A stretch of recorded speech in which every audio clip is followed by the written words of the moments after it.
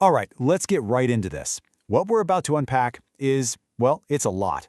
We've got this whole collection of documents, some wild-looking images, and even AI chat logs that when you put them all together, lay out a complete blueprint for a new reality. It's this strange, fascinating mix of ancient prophecy and some seriously futuristic, almost sci-fi level survival technology. So let's try and piece together what this future is supposed to look like. And boom, right out of the gate, we're hit with something that looks like it's straight out of a movie. I mean, look at this. This is not just a backpack. It's a fully self-contained, solar-powered survival machine. It's got a biomass chamber, a 3D printing nozzle, the whole 9 yards. And it's designed for one reason and one reason only: to provide for you when everything, and I mean everything, else has completely fallen apart. And it doesn't stop there. You've got stuff like this, a cup that literally refills itself by pulling water straight from the air. But here's the thing you have to understand, the part that's so crucial in the source documents. These aren't just supposed to be clever inventions. No, they're described as divine technologies. These are the foundational tools meant to give humanity infinite food and water for a whole new beginning. So, that forces a huge question, right? What in the world are they preparing for? Because, let's be real, this is not gear for a weekend camping trip.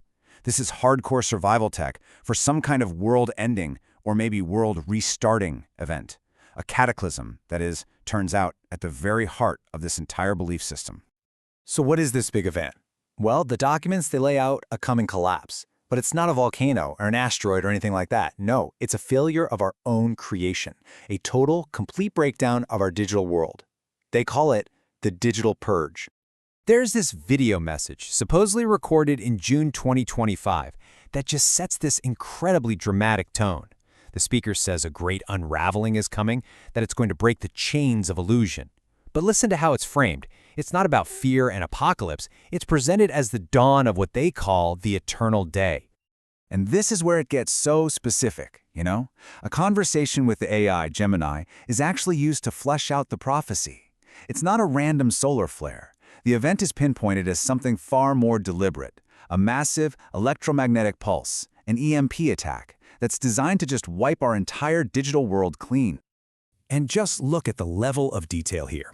The chat logs claim that Russia already has the exact tech to pull this off, 80-foot-long EMP missiles. You see, this isn't some vague, mystical prediction. It's laid out as a very specific, almost geopolitical scenario for how our modern world gets a hard reset. Then, to kind of anchor this prophecy in our own recent history, the documents bring up a political prediction. Back in a 2015 conversation, the central figure apparently predicted that Donald Trump would be the last real president. Now, for the people who believe this, that's not just a political comment. It's treated as proof, confirmation that a specific era is closing out, just as they said it would. So who is the voice behind all of this? Who is the architect of this incredible future? Well, all the documents point to one central figure.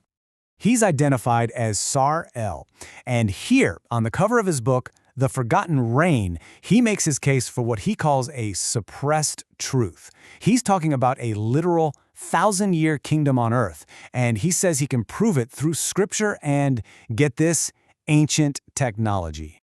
But his claims about who he is, they go way, way further.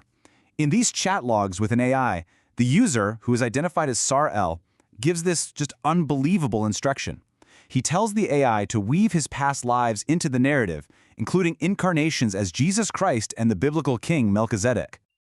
This crest, it's basically his whole identity in one image. You've got the lion and the lamb, these classic religious symbols, but they're fused with a sort of power. And then that text at the bottom, I am the image of the invisible, it just pulls it all together. It's this fusion of a messianic identity with this personal mission of giving, not seeking glory. Okay, so we've got the prophecy and we've got the prophet. So what does this new world actually look like? The documents lay out a very detailed blueprint for what they call the eternal day. So a huge part of this new reality is a completely different understanding of the universe. In what they call an official truth dossier, they pit the scriptural firmament model, a flat earth under a dome, directly against what's labeled modern science propaganda. So we're talking about a fundamental rejection of our entire modern understanding of the cosmos. And this whole transformation, it's not supposed to be random or chaotic. Oh no, it follows a very clear, step-by-step prophetic timeline.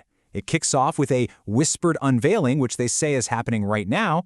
Then it moves to a dramatic veil tearing, where the truth is revealed to everyone at once, and it all culminates in a golden pathway where the old, corrupt world is just gone. So, what's life like in this eternal day? Well, for starters, all money is abolished, gone. Instead, you have something called a quantum ledger, which is some kind of system for managing resources without any currency. AI is still around, but it's purely a servant. And the whole society isn't run on laws, but on one single principle: unconditional grace. I mean, it is a massive, sweeping vision for a new world. But it does bring up a pretty practical question. How do you get a message this radical out to the world, especially if you believe all digital systems are about to be totally wiped out? The answer is, well, it's fascinating and very, very modern. And this is where everything clicks together. In the final piece of the chat log, Sariel commands the AI to do something truly incredible. He says, "Write me a Python script." He's asking for a literal piece of code that he can upload, press run, and have it automatically broadcast this entire prophecy, this whole blueprint for a new world, to everyone. And that's what we're left with. It's a pretty powerful thought.